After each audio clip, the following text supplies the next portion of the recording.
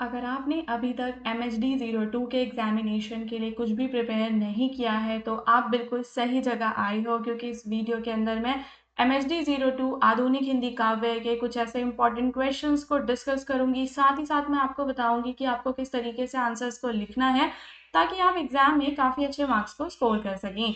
So guys, अगर आपने अभी तक MHD02 के एग्जाम की प्रिपरेशन के लिए कहीं से भी कोई भी नोट्स को परचेज नहीं किया है तो आप हमारी टीम को इस नंबर पे व्हाट्सएप कर सकते हो और अपने लिए नोट्स को परचेज कर सकते हो। ठीक है, जो हमारे नोट्स हैं उसके अंदर आपको जो भी आपके चैप्टर्स हैं, जो भी आपकी यूनिट्स हैं, उनकी समरी मिल जाएगी और एकदम आसान एंड पॉइंट वाइज में। इसके अलावा गेस्ट पेपर्स के अंदर आपको प्रीवियस ईयर के क्वेश्चंस एंड आंसर्स मिल जाएंगे सारे एक ही जगह पे, तो उससे भी आपकी प्रिपरेशन अच्छी हो जाएगी। बट अगर आप नहीं परचेज करना चाहते तो आपको क्या करना है कि आपको हमारे इस चैनल को फॉलो कर लेना है। डिस्क्रिप्शन में मेरे व्हाट्सएप चैनल का लिंक है, तो आप वहाँ पे जा सकते हो। उस चैनल पे जब भी कोई न्यू क्लास आएगी उसके शेड्यूल्स वगैरह 15 मई से जब हम नई क्लासेस को शुरू करेंगे, लाइव क्लासेस को, तो उसके बारे में हमारे व्हाट्सएप चैनल पे आपको सारी डिटेल्स मिल जाएंगी। ठीक है, एक और इम्पॉर्टेंट चीज़ ये है कि MHD02 की प्रिपरेशन के लिए हमने यूनिट वाइज सीरीज को भी शुरू किया है, तो आप पिंड कमेंट को चेक कर सकते हो और वहाँ पे आपको लिंक मिल जाएगा। ठीक है, तो वहाँ से आप यूनिट वाइज भी कवर कर सकते हो। अब यहाँ पे हम बात करेंगे क्वेश्चन आंसर्स की। तो हमारा जो क्वेश्चन नंबर 1 है वो है, धूमिल मोह भंग के कवि हैं और इस कथन का आपको विवेचन करना है। ठीक है, सबसे पहली चीज हमें ये पता होनी चाहिए कि धूमिल कौन है। तो वो एक जनवादी कवि थे और उन्हें उनके लिए एक नाम था जो था क्या, एंग्री यंग मैन। ठीक है, उन्हें एंग्री यंग मैन भी कहा जाता था, ये आपको पता होना चाहिए। और एक चीज पता क्या, उनका जो मूल नाम है वो क्या है, सुदामा पांडे है, उनका मूल नाम ये था। और अगर मैं बात करती हूँ कि वो कहाँ के थे, मतलब कवि परिचय आप थोड़ा बहुत चाहो तो लिख सकते हो, आप इसे याद कर सकते हो। तो उनका जन्म हुआ था आपका 9 नवंबर 1936 को, और कहाँ हुआ था, वाराणसी। ठीक है, वाराणसी में उनका जन्म हुआ था। कुछ उनके प्रमुख संग्रह की अगर हम बात करें, जो आगे आंसर में भी हम लिखेंगे, जो है आपका संसद से सड़क तक और कल सुनना मुझे। ठीक है, ये है उनका संग्रह। इसके अलावा सुदामा पांडे का प्रजातंत्र भी है। अब आप आंसर राइटिंग कैसे करोगे, बेसिक बेसिक मैंने आपको कवि के बारे में इसलिए बता दिया है क्योंकि वो आप लिख सकते हो आंसर में, आपके फ्यूचर में काम आएगा जब आप कोई भी आंसर लिखोगे। ठीक है, उनका निधन हुआ था ब्रेन ट्यूमर से। धूमिल को मोहभंग का कवि कहा जाता है, इस कथन के बारे में हमें पूरी एक चर्चा करनी है। और सिर्फ एक ये कथन है जिससे हमें अपना एक पूरा आंसर 10 मार्क्स का, 15 मार्क्स का, जितने का भी आएगा वो हमें लिखना पड़ेगा। ठीक है, तो सबसे पहले आप शुरुआत किस चीज से करोगे दोस्तों, आप सबसे पहले बताओगे कि ये कथन किसका है और किससे रिलेटेड है। तो यह कथन सुदामा पांडे धूमिल के काव्य का अत्यंत सटीक मूल्यांकन प्रस्तुत करता है। धूमिल साठोत्तरी हिंदी कविता के ऐसे सशक्त कवि हैं जिन्होंने स्वतंत्रता के बाद भारतीय समाज में उत्पन्न निराशा, असंतोष और मोहभंग को अपनी कविताओं का मुख्य विषय बनाया। यहाँ पे आपको ये पता होना चाहिए कि साठोत्तरी हिंदी कविता का मतलब क्या है। ठीक है, साठोत्तरी हिंदी कविता शब्द शायद आपने पहले भी पढ़ा होगा, लेकिन एक बार पढ़ने से समझ में नहीं आता, तो मैं आपको बता देती हूँ। सन 1960 के बाद जो हिंदी कविता है उसे ही कहा जाता है साठोत्तरी हिंदी कविता, क्योंकि इस समय हम देखते हैं कि जो भी हमारे कवि थे उन्होंने मोहभंग, आक्रोश और व्यवस्था के प्रति जो विद्रोह, जो उस टाइम की व्यवस्था थी उसके प्रति विद्रोह करना उन्होंने शुरू कर दिया था। साठोत्तरी कविता, हिंदी कविता में हमें मेनली मोहभंग देखने के लिए मिलता है, व्यवस्था का विरोध देखने के लिए मिलता है, उसके अलावा सबसे इम्पोर्टेंट हमें उसमें यथार्थवाद देखने के लिए भी मिलता है। ठीक है, साठोत्तरी हिंदी कविता में एक तो आपके धूमिल आ जाते हैं, आपके मुक्ति बोध भी इसी के अंदर आते हैं, रघुवीर सहाय को भी आप इसमें ले सकते हो। तो जो भी आपके MHD2 के कवि हैं उसमें से 3 ये हो गए आपके, धूमिल, मुक्तिबोध और रघुवीर सहाय, जो कि साठोत्तरी हिंदी कविता के कवियों के में जाने जाते हैं। ठीक है, नाउ अब हम अपने आंसर पे वापस लौटते हैं। तो आप देखो कि सबसे पहले आपने ये बता दिया कि ये कथन किसका है और वो कौन है। यह कविता आजादी के सपनों और यथार्थ के बीच की गहरी खाई को उजागर करती है। व्यवस्था की सच्चाई को बिना किसी लाग लपेट के सामने रखते हैं। तो सिंपल सी बात यही है, क्योंकि साठोत्तरी हिंदी कविता में यथार्थवाद हमें देखने के लिए मिलता है और यथार्थवाद का दूसरा नाम ही है सच्चाई। सच्चाई को बिना किसी लाग लपेट के सामने रखना। तो धूमिल के बारे में आई होप कि आप इतना इंट्रोडक्शन समझ चुके होंगे जितना आपको जानना जरूरी था। अब इससे रिलेटेड अगर आपका कोई भी क्वेश्चन आएगा तो आप ये सारी इंफॉर्मेशन लिखकर आएंगे। अब हम अपने क्वेश्चन पे लौटेंगे जहां पे लिखा हुआ था मोहभंग। तो मोहभंग क्या होता है उसके बारे में जानते हैं। तो स्वतंत्रता प्राप्ति के बाद भारतीय जनता ने एक आदर्श समाज, समानता और समृद्धि का सपना देखा था, किंतु 1960 और 70 के दशक तक आते आते यह सपना भ्रष्टाचार, बेरोजगारी, गरीबी और राजनीतिक पाखंड में बदल गया। तो जैसा कि आप सभी जानते हो, जब हमारा देश आजाद हुआ, आजादी से पहले हमने बहुत सारे संघर्ष देखे। ठीक है, तो हमें ये लगा कि जब हमें आजादी मिल जाएगी तो उसके बाद हमारा जो समाज है वो एक आदर्श समाज बनेगा, हमारे समाज में समानता होगी और जो हमारा देश है वो समृद्धि की ओर आगे बढ़ेगा। लेकिन हम देखते हैं कि जैसे जैसे समय बढ़ता गया और 60 और 70 के दशक तक हमने क्या देखा कि हमारे पूरे देश में भ्रष्टाचार फैल गया, बेरोजगारी फैल गई, गरीबी और पूरा पाखंड फैल गया। तो धूमिल इसी टूटी हुई आशा और निराशा के दौर के कवि हैं। तो उनका मोहभंग व्यक्तिगत ना होकर सामाजिक और राष्ट्रीय स्तर का है। तो आई होप कि आप ये समझ पा रहे होंगे कि मोहभंग उनका क्यों है। ठीक है, सामाजिक और राष्ट्रीय स्तर का मोहभंग है। किसी प्रकार की टूटी हुई आशा या निराशा उनके दिल में नहीं है, बल्कि वो समाज से परेशान थे। तो धूमिल के काव्य में हमें कौन कौन से मुख्य आयाम देखने के लिए मिलते हैं उनके बारे में बात करेंगे। तो सबसे पहले आजादी का खोखलापन। तो धूमिल के लिए आजादी केवल एक औपचारिकता बनकर रह गई है। ठीक है, अगर हम कहें आज भी तो क्या हम आजाद हैं दोस्तों? तो आज भी आजादी सिर्फ एक औपचारिकता ही है। वे अपनी कविता 20 साल बाद में क्या कहते हैं कि क्या आजादी सिर्फ 3 थके हुए रंगों का नाम है जिन्हें एक पहिया ढोता है। ठीक है, तो यहाँ पे वो हमारे भारतीय झंडे की बात कर रहे हैं। यह पंक्तियां स्पष्ट करती हैं कि स्वतंत्रता का वास्तविक लाभ आम जनता तक नहीं पहुंचा। ठीक है, मतलब हम आजाद तो हो गए लेकिन जो उसका रियल जो बेनिफिट था वो आम जनता को नहीं मिला। लोकतंत्र की विडंबना देखने के लिए मिलती है। तो धूमिल लोकतंत्र की सच्चाई को उजागर करते हैं। उनके अनुसार लोकतंत्र केवल नाम मात्र का रह गया है। जहां जनता की आवाज दबा दी जाती है, वे संसद और सड़क के बीच की दूरी को वास्तविक समस्या मानते हैं। राजनीतिक नेता जनता के हितों की बजाय अपने स्वार्थ में लिप्त हैं।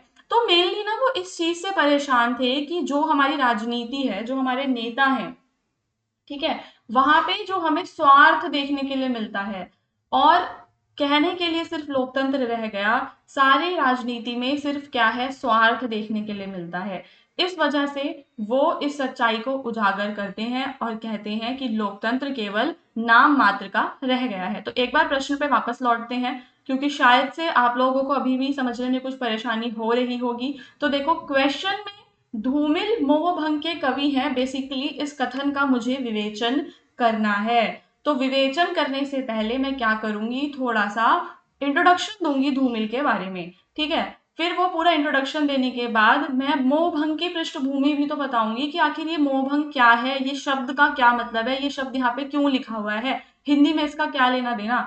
ये सारा समझाने के बाद मैं फिर डिस्कस करूंगी अपने क्वेश्चन, मतलब अपने आंसर का जो मेन बॉडी है, जिसके अंदर मैं उनके प्रमुख आयामों के बारे में डिस्कस करूंगी। ठीक है, तो सबसे पहले जो पहला आयाम था वो क्या था कि वो आजादी के खोखलेपन को उजागर करते हैं और लोकतंत्र की विडंबना के बाद वो बात करते हैं आम आदमी की त्रासदी की। तो धूमिल की कविताओं में आम आदमी की पीड़ा प्रमुख रूप से उभरती है। मोचीराम कविता में वे दिखाते हैं कि समाज में व्यक्ति की पहचान आज भी उसकी जाति और पेशे से तय होती है, ना कि मानवता से। तो रोटी और संसद में वे लिखते हैं कि एक तीसरा आदमी भी है जो न रोटी बेलता है न रोटी खाता है, वह सिर्फ रोटी से खेलता है। यह तीसरा आदमी कौन है? शोषक वर्ग का प्रतीक। यानी कि यहाँ पे जो तीसरा आदमी है, ठीक है, कौन है वो? आपका शोषक वर्ग है, जो दूसरे वर्गों का क्या कर रहा है? शोषण कर रहा है। ठीक है, उन्हें प्रताड़ित कर रहा है। ठीक है, तो आम आदमी किस प्रकार से प्रताड़ित है उसके बारे में वो बात कर रहे हैं। धूमिल की कविता में तीखा व्यंग और आक्रोश हमें देखने के लिए मिलता है। वे व्यवस्था की विसंगतियों पर सीधे प्रहार करते हैं। उनकी भाषा सपाट, सशक्त और आक्रामक है, जिसमें किसी प्रकार की रुमानियत नहीं है। वे कविता को यथार्थ का हथियार बनाते हैं। तो बेसिकली उन्होंने क्या करा है, कविता के माध्यम से, ठीक है, कविता के माध्यम से यथार्थ का चित्रण किया है कि उस समय समाज कैसा था। उनके जो भाषा है उसमें हमें आक्रोश देखने के लिए मिलता है, उनके शब्दों में हमें व्यंग देखने के लिए मिलता है। नैतिक मूल्यों का पतन हो चुका है। वे कहते हैं कि समाज में आज के समय में लोगों में नैतिक मूल्य नहीं बचे, और उनके अनुसार राजनीति और समाज में ईमानदारी, नैतिकता और संवेदनशीलता समाप्त होती जा रही है। ठीक है, ये बात तो सच है। देखो, ये तो 1960 की बात है और आज तो ये चीजें और भी ज्यादा समाप्त होती जा रही हैं। यह भी उनके मोह भंग का एक प्रमुख कारण है। ओवरऑल हम मूल्यांकन करेंगे तो हम बताएंगे कि धूमिल केवल निराशा के कवि नहीं है। ठीक है, अब ऐसा नहीं होना चाहिए ना कि हम उनके बारे में लिख रहे हैं तो सिर्फ उन्होंने जिन जिन मुद्दों को उठाया हम सिर्फ उनके बारे में बात कर रहे हैं। तो हम बताएंगे कि उनका जो मोह भंग है वो नकारात्मक यानी कि नेगेटिव नहीं है, बल्कि वो क्या कर रहे हैं, यथार्थ को उजागर करने का एक सशक्त माध्यम है। वे आम जनता की आवाज बनकर व्यवस्था के खिलाफ प्रश्न उठाते हैं। उनकी कविता एंग्री यंग मैन की तरह व्यवस्था को चुनौती देती है। सो ओवरऑल जब आपका आंसर कंप्लीट हो जाएगा, जिसमें आपने एक निष्कर्ष भी लिखना पड़ेगा, तो स्टार्टिंग में आप क्या करोगे, एक इंट्रोडक्शन दोगे, फिर आपने एक पृष्ठभूमि, एक बैकग्राउंड बताया, देन आपने अपने आंसर का मेन बॉडी लिखा, फिर एक मूल्यांकन सा लिख दिया। ठीक है, मूल्यांकन में क्या होता है कि आप बताओगे कि जो भी चीजें आपने बताई हैं, अगर आपका आंसर पूरा नेगेटिव वे में जा रहा था तो आप मूल्यांकन में कुछ पॉजिटिविटी लिखोगे, है ना।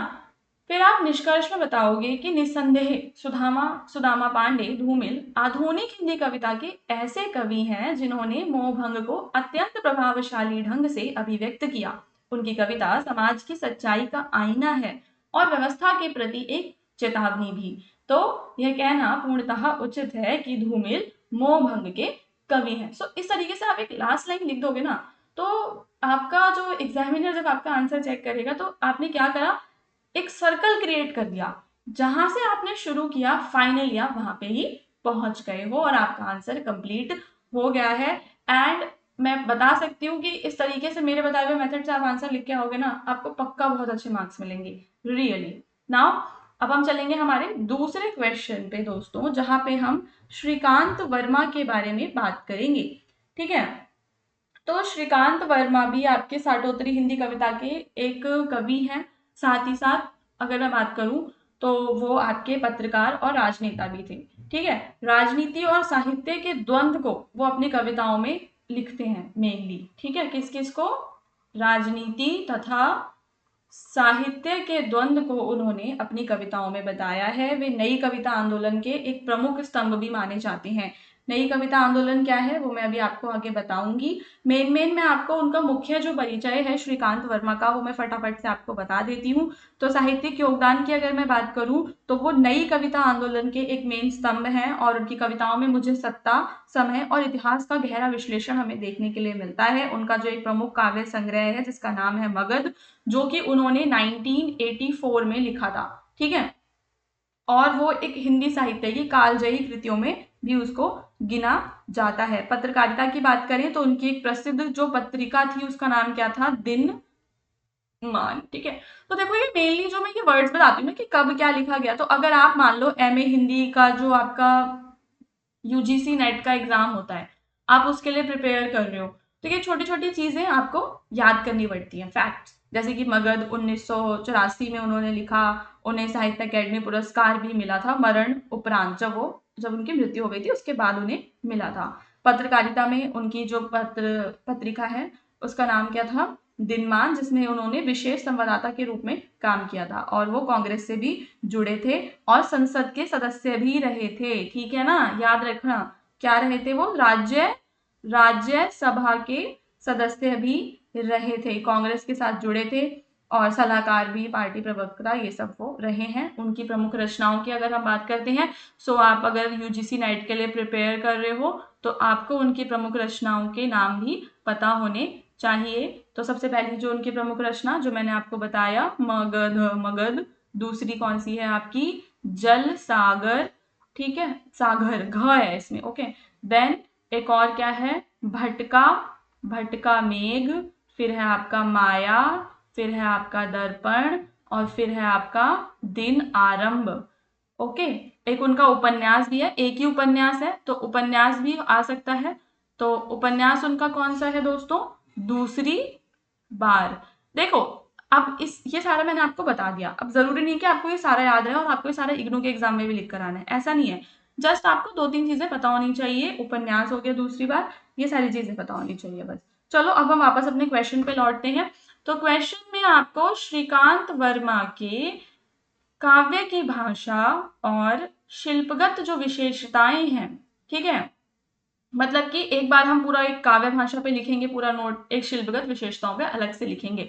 तो उससे पहले हम उनके बारे में क्या देंगे, जैसा कि मैंने पिछले क्वेश्चन में बताया था, एक इंट्रोडक्शन देंगे। तो श्रीकांत वर्मा नई कविता के प्रमुख कवि हैं, जिनकी कविता में राजनीति, इतिहास और मानवीय संघर्ष का गहरा समन्वय दिखाई देता है।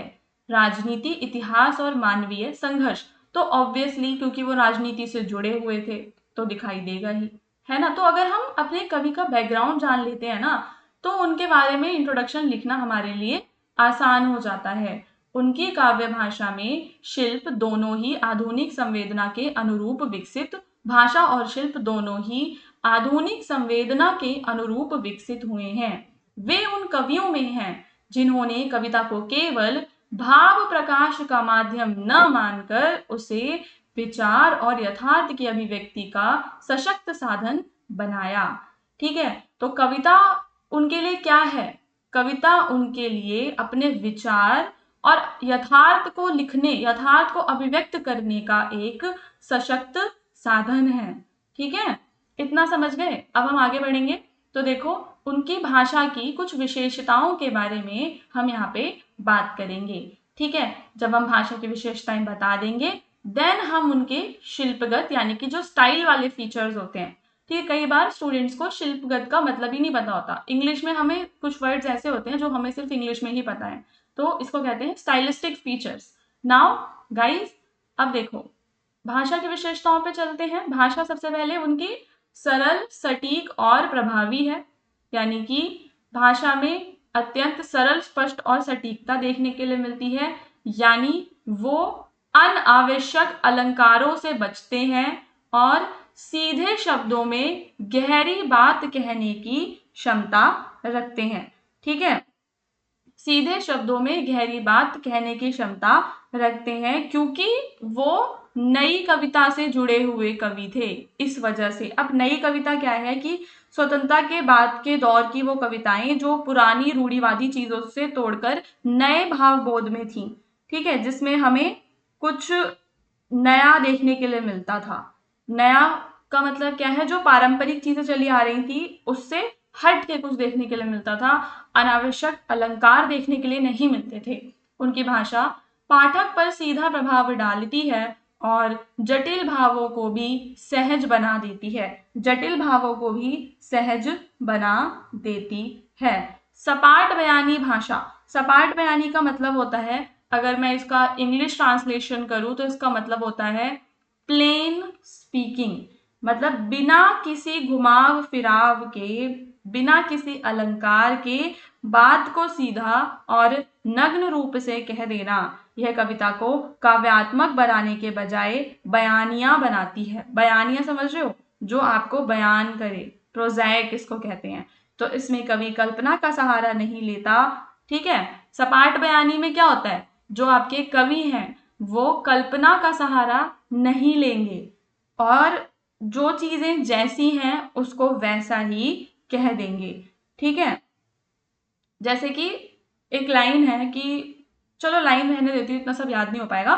फिर आपका दूसरा क्या होता है, यथार्थपरकता, जिसको हम इंग्लिश में क्या कहते हैं, रियलिज्म। इसका मतलब होता है कि जीवन की वास्तविकता को वैसा ही दिखाना जैसा वह है, न कि जैसा हम उसे देखना चाहते हैं, ठीक है। तो ये होता है आपका यथार्थ परकता।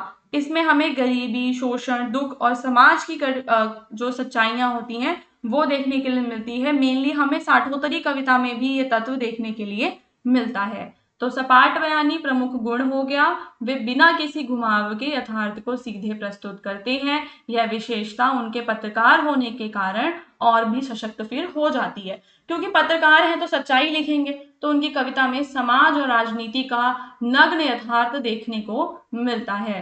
प्रतीक और बिंबों का भी सशक्त वो प्रयोग करते हैं। यद्यपि उनकी भाषा सरल है, फिर भी उसमें गहरे प्रतीक और बिंब निहित रहते हैं। वे इतिहास और वर्तमान को जोड़ने के लिए प्रतीकों का प्रभावी उपयोग करते हैं। ठीक है, किस किस को जोड़ते हैं दोस्तों? यहाँ पे वो इतिहास को वर्तमान के साथ जोड़ते हैं, इस वजह से वो बिंबों का प्रयोग करते हैं।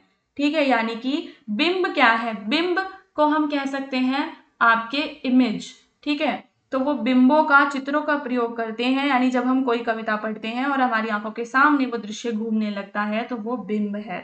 ठीक है, जब हम कोई कविता पढ़ते हैं और हमारी आंखों के सामने वो दृश्य घूमने लगे तो उसे क्या कहते हैं?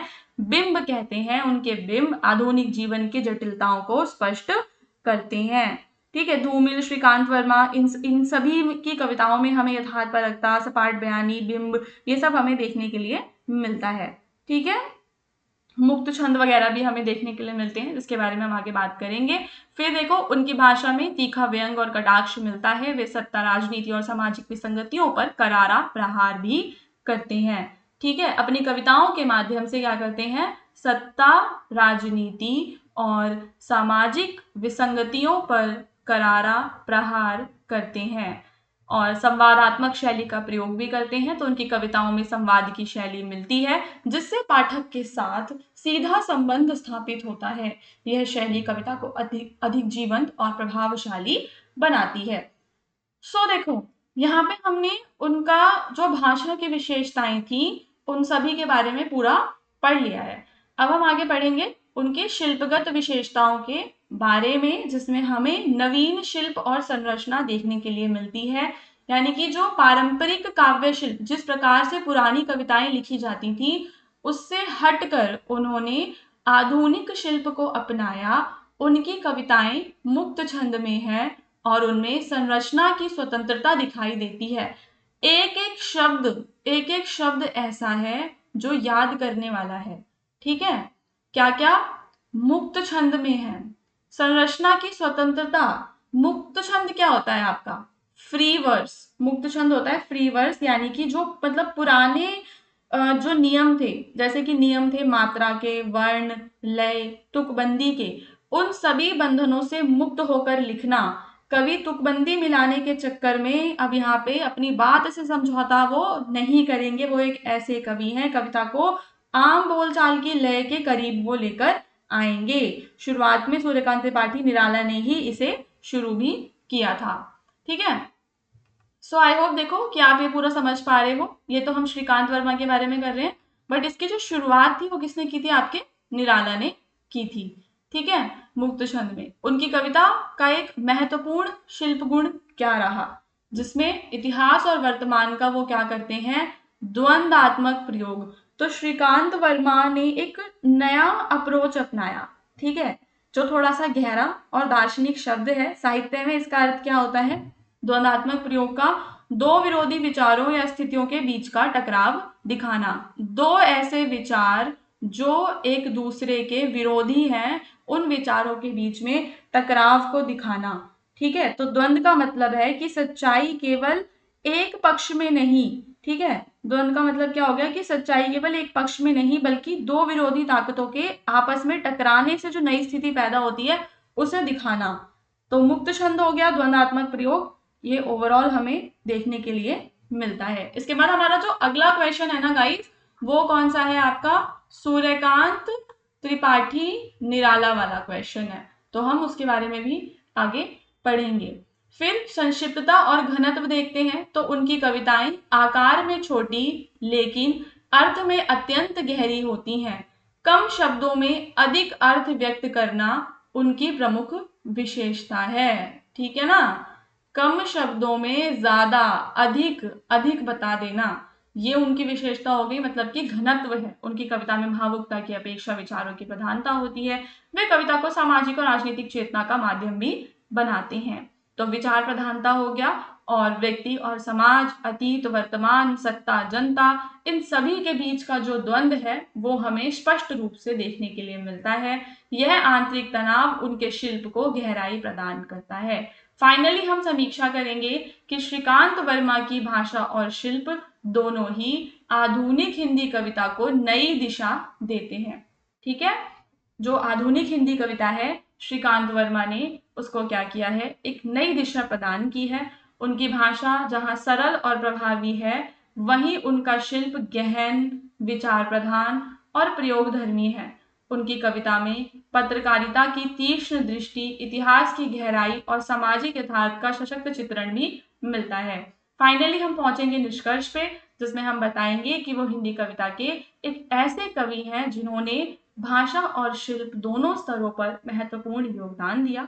उनकी कविता आधुनिक मनुष्य के संघर्ष, मोहभंग, द्वंद्व को प्रभावशाली ढंग से अभिव्यक्त भी करती है। अतः उनकी काव्य भाषा और शिल्पगत विशेषताएं उन्हें नई कविता के प्रमुख विशिष्ट कवि के रूप में स्थापित भी करती हैं। ठीक है, सो अगर आप इसको नोट डाउन कर रहे हो तो बहुत अच्छी बात है। मतलब कि अगर हम लिख लिख के पढ़ते हैं ना तो हमें और अच्छे तरीके से समझ में आता है।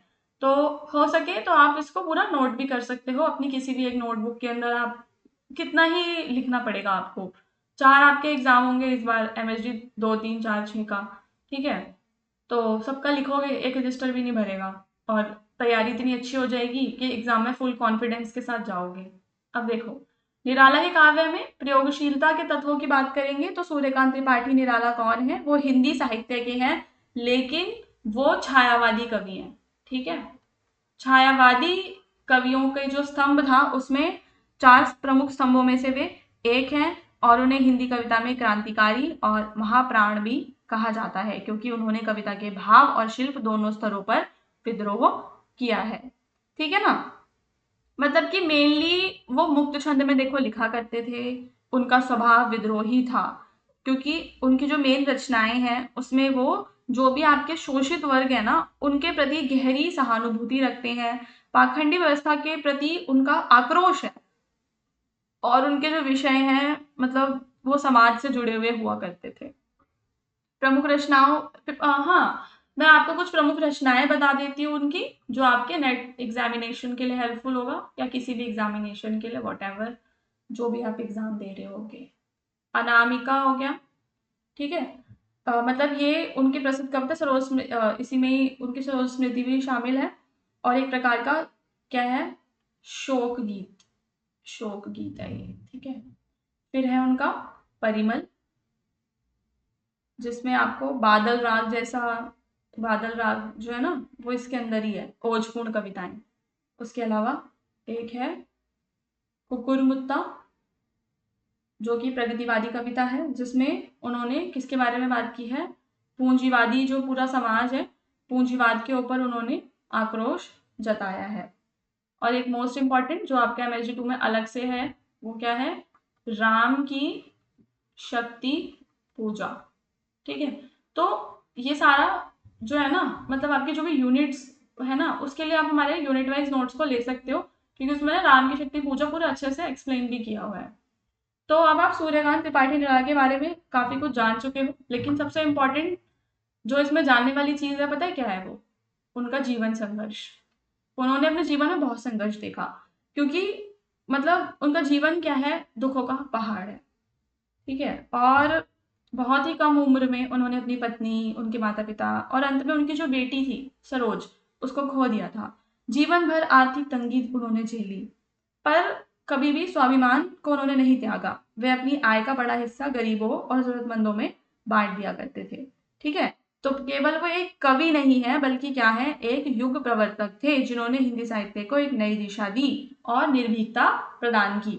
सो गाइस, आगे हम आंसर राइटिंग पे फोकस करेंगे। बेसिक इंट्रोडक्शन आपको मिल चुका है। ओके, सो सूर्यकांत त्रिपाठी निराला हिंदी साहित्य के ऐसे महान कवि हैं जिन्होंने काव्य के प्रत्येक क्षेत्र में, चाहे वो भाव हो, भाषा, छंद, शिल्प, सब में उन्होंने कुछ ना कुछ नवीन प्रयोग किए। वे परंपराओं को तोड़कर नई राह बनाने वाले कवि हैं, जिनकी प्रयोगशीलता हिंदी कविता के विकास में मील का पत्थर सिद्ध हुई। उनकी कविता में स्वतंत्रता, विद्रोह और नवीनता का अद्भुत समन्वय दिखाई देता है। अब हम उनकी प्रयोगशीलता की बात करेंगे कि किस प्रकार के प्रयोग उन्होंने किए, क्योंकि क्वेश्चन में ही काव्य में प्रयोगशीलता के बारे में पूछा गया है। तो निराला का समय सामाजिक परिवर्तन और जागरण का काल था। इस दौर में पुरानी रूढ़ियां टूट रही थी और नई चेतना जन्म ले रही थी। तो निराला ने इस परिवर्तन को स्वीकार करते हुए कविता को नई दिशा प्रदान की। उनकी प्रयोगशीलता केवल शिल्पगत ना होकर वैचारिक भी है। ठीक है, तो प्रयोगशीलता समझते हो कि नए प्रयोग करना, क्योंकि उस समय समाज में भी परिवर्तन हो रहे थे, तो हमें कविताओं में भी परिवर्तन देखने के लिए मिलते हैं। निराला के काव्य में प्रयोगशीलता के प्रमुख कौन कौन से तत्व हैं? तो सबसे पहले मुक्त छंद, जो मैंने आपको बताया क्या होता है, ऑलरेडी आप जान चुके हो। तो निराला की सबसे महत्वपूर्ण देन क्या रही? मुक्त छंद। उन्होंने पारंपरिक छंदों की बंधन युक्त व्यवस्था को तोड़कर कविता को स्वतंत्रता प्रदान की। उनके अनुसार कविता का सौंदर्य उसकी आंतरिक लय में होता है, ना कि मात्राओं की गणना में। जैसे पहले ऐसा लिखा जाता था ना कि मतलब कितनी मात्राएं होंगी, कि कितने वर्ण होंगे, पूरी व्यवस्था में कविता लिखी जाती थी। तो वह कहते हैं कि अब ये सब नहीं होगा, और कविता का सौंदर्य क्या है? उसकी आंतरिक लय में। तो जूही की कली में उन्होंने मुक्त छंद का सुंदर प्रयोग किया है। निराला ने कविता को कल्पना और दरबारी विषयों से हटाकर, तो पुराने समय में क्या होता था कि काल्पनिक कविताएं हो गई, हमारे राजा महाराजा के जो दरबारी विषय होते थे उन पे कविता लिख दी किसी ने, तो उन सब चीजों से हट गए वो, और उन्होंने उसको किससे जोड़ा? जीवन से जोड़ा। कविताओं को दोस्तों जीवन से जोड़ा। उन्होंने समाज के शोषित, पीड़ित और उपेक्षित वर्ग को अपनी कविता का केंद्र बनाया। ठीक है, केंद्र में कौन आ गया अब? शोषित, पीड़ित और उपेक्षित वर्ग, ना कि कल्पना और दरबारी विषय। भिक्षुक, वह तोड़ती पत्थर को कुरमुत्ता, इन सभी में उन्होंने आम आदमी की पीड़ा का सशक्त चित्रण किया है और उनकी प्रगतिशील और मानवतावादी दृष्टि को दर्शाया है। निराला की भाषा में अद्भुत विविधता और प्रयोगशीलता है। एक और उनकी भाषा अत्यंत संस्कृत निष्ठ और ओजपूर्ण। संस्कृत निष्ठ और ओजपूर्ण भाषा मेनली हमें राम की शक्ति पूजा में देखने के लिए मिलती है। सरल बोलचाल और उर्दू वाली जो है वो नए पत्ते और बेला, इसमें देखने के लिए मिलती है। तो इस प्रकार उन्होंने भाषा को अभिव्यक्ति का लचीला माध्यम बनाया। निराला ने नए और मौलिक बिंबु तथा प्रतीकों का प्रयोग किया। उन्होंने प्रकृति, समाज और जो मानव की भावनाएं हैं उनको नए रूप में प्रस्तुत किया। ठीक है, बिंब और प्रतीक योजना की अगर मैं बात करूं तो हर चीज में उन्होंने नए प्रयोग किए। संध्या सुंदरी में प्रकृति का मानवीकरण उन्होंने एक प्रभावशाली ढंग से किया है। निराला ने पारंपरिक शिल्प को तोड़कर नवीन संरचना अपनाई। उनकी कविताओं में संरचनात्मक स्वतंत्रता, लयात्मकता और भावों की सहज अभिव्यक्ति मिलती है। वे कविता को किसी निश्चित ढांचे में बांधने के विरोधी थे। मेनली बस यही बात है कि वो कविता को किसी एक निश्चित ढांचे में बांधने के क्या थे? विरोधी थे। निराला का काव्य अत्यंत ही व्यापक और विविध है। सरोज स्मृति में हमें शोक और करुणा देखने के लिए मिलती है। विद्रोही चेतना और नवीन दृष्टिकोण की बात करें तो निराला की प्रयोगशीलता उनके विद्रोही स्वभाव का परिणाम है, क्योंकि उनका जो स्वभाव है वो विद्रोही था। इसी कारण कविताओं में भी उन्होंने नए नए प्रयोग किए। ठीक है, और समाज साहित्य और भाषाई रूढ़ियों का उन्होंने विरोध किया और स्वतंत्र चिंतन और नवीन दृष्टिकोण हमें स्पष्ट रूप से देखने के लिए मिलेगा। निराला की प्रयोगशीलता केवल शिल्प तक सीमित नहीं, बल्कि उन्होंने संपूर्ण काव्य व्यक्तित्व को बदला। उन्होंने हिंदी कविता को नई दिशा दी, नवीन विषय दिए, अभिव्यक्ति की स्वतंत्रता उन्होंने प्रदान की और उनके प्रयोगों ने आगे चलकर नई कविता और आधुनिक काव्यधारा के विकास का मार्ग भी प्रशस्त किया। ठीक है, सो ये हो गया आपका मूल्यांकन। एंड फाइनली हम एक निष्कर्ष देंगे। निष्कर्ष आपको हमेशा अच्छा लिख के आना है। तो निराला हिंदी कविता के सबसे बड़े प्रयोगधर्मी कवियों में से एक हैं। उनकी प्रयोगशीलता ने कविता को क्या कर दिया? बंधनों से मुक्त कर उसे व्यापक, सशक्त, और क्या बनाया, आधुनिक बना दिया।